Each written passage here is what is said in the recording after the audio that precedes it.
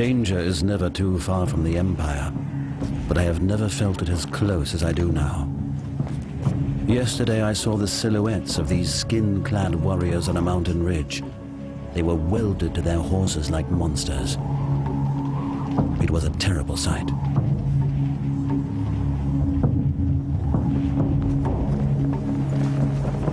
Now I'm in Ling Hu company. That means destroy the barbarians.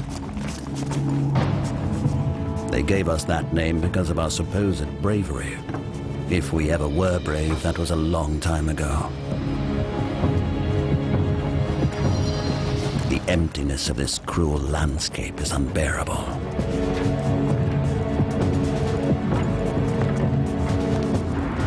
The Chinese hated serving on the wall. The soldiers and farmers constantly faced the danger of raids and the terrible weather conditions in summer and in winter.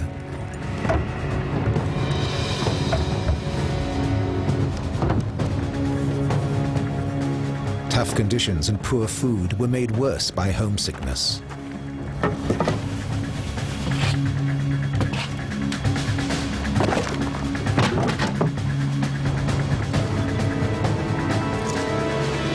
Their letters tell of despair. The despair of men condemned to fritter away their lives in this miserable country. And their bitterness when the emperor ignores their requests for a new posting. More and more soldiers desert to the Xiongnu, the barbarians, the enemy.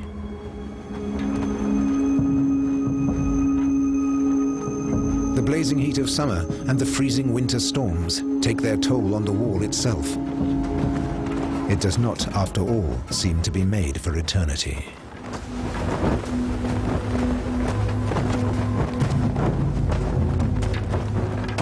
This great construction that the officials hoped was to be of use for hundreds of generations turns out to be an economic disaster, swallowing massive sums for repairs.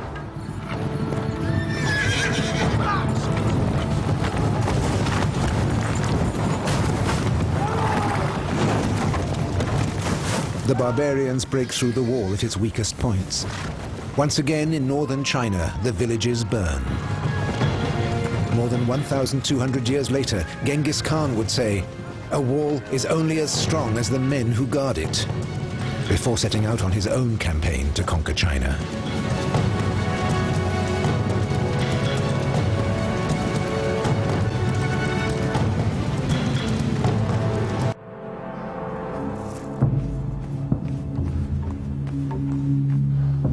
This is 前方的战报。是的，刚从北部边边疆回来。 有急事上奏，宣他进来。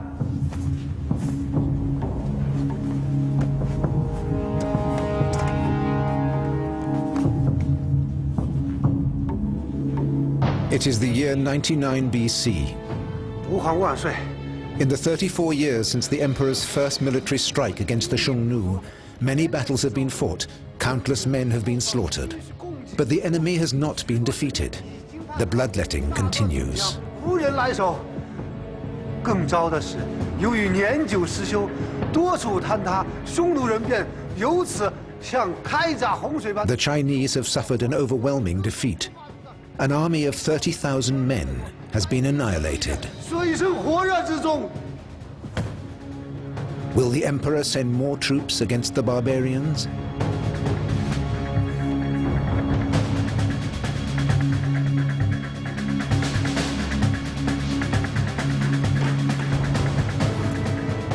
The sublime ruler, the son of heaven, orders another military expedition.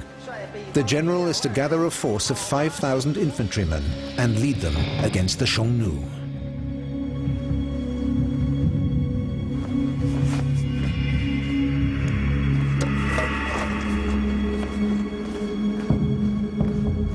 The general has no choice. He must obey. He will not see the capital city again.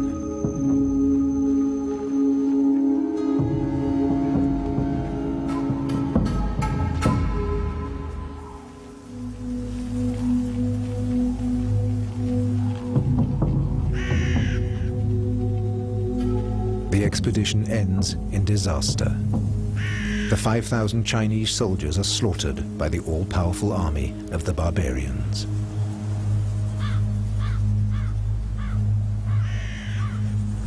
New armies are sent against the Xiongnu. Victories follow on from defeat, but the Chinese never succeed in suppressing the people of the steppes.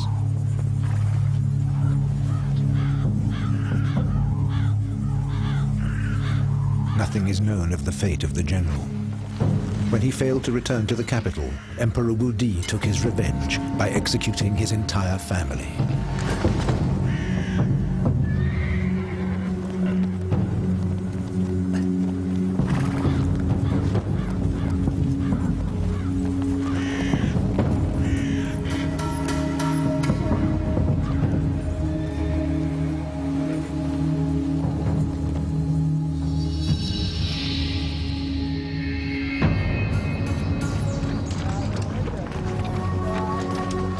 The horrors of war did not reach Chang'an. Behind its mighty walls, life continued. At the imperial court, the changeful history of a powerful empire was recorded in minute detail.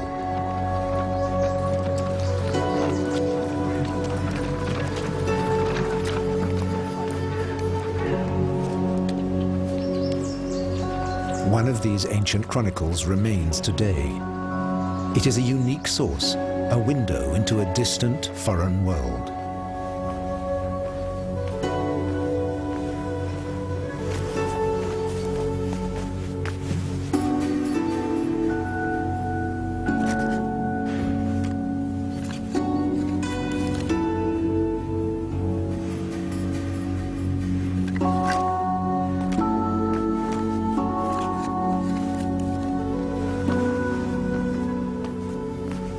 And the wall?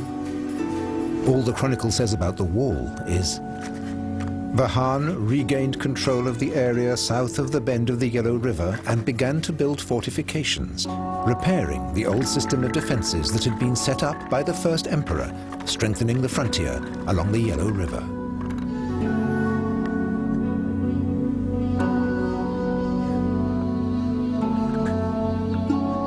The Han dynasty held power in China until the year 220 AD, when it was deposed by a rebellious general.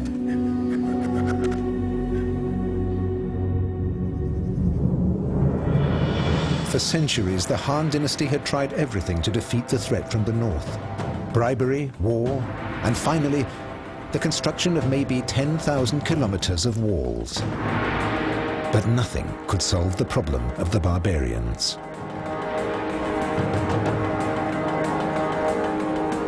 The great construction crumbled, but successive dynasties would build their own walls for the next 1,500 years.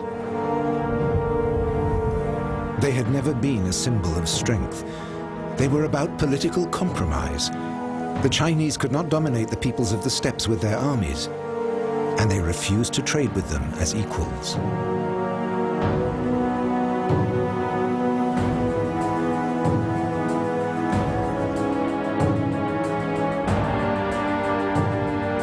So these colossal monuments were stopgap solutions to a problem that could never be solved.